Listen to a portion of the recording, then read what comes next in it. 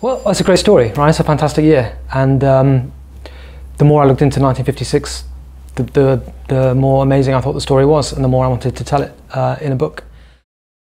I started to notice this parallel between 1956 and 1968.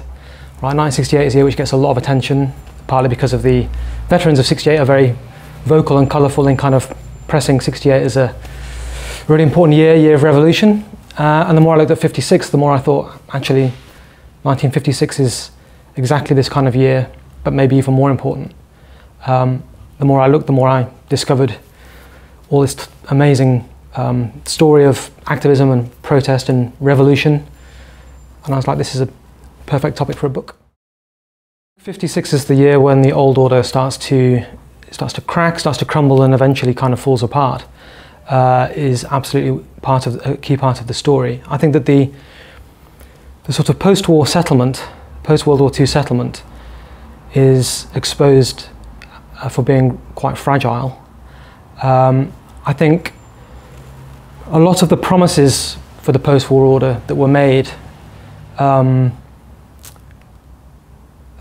promise of greater freedoms, the promise of greater prosperity, particularly I think promises around greater equality and citizenship rights for imperial subjects, people who live in European colonies, and for African Americans in the United States. These promises, it's increasingly clear, they haven't really been fulfilled. And for the peoples of Eastern Europe, not only have those hopes not been fulfilled, but they've been kind of, in a way, an attempt has been made to crush them with the creation of the so-called people's democracies, with the application of Soviet military force.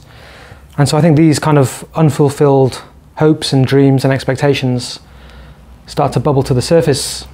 And by 1956, it's kind of reached a crunch point. And 56 is where these tensions kind of erupt. And they, as I argue in the book, they change the rest of the post-war era. Telling the big picture story of 1956, in a way, part of the aim of telling that story was to be able to focus in on the kind of ordinary people, regular people who participated in many of these events, sometimes created these events, made them possible.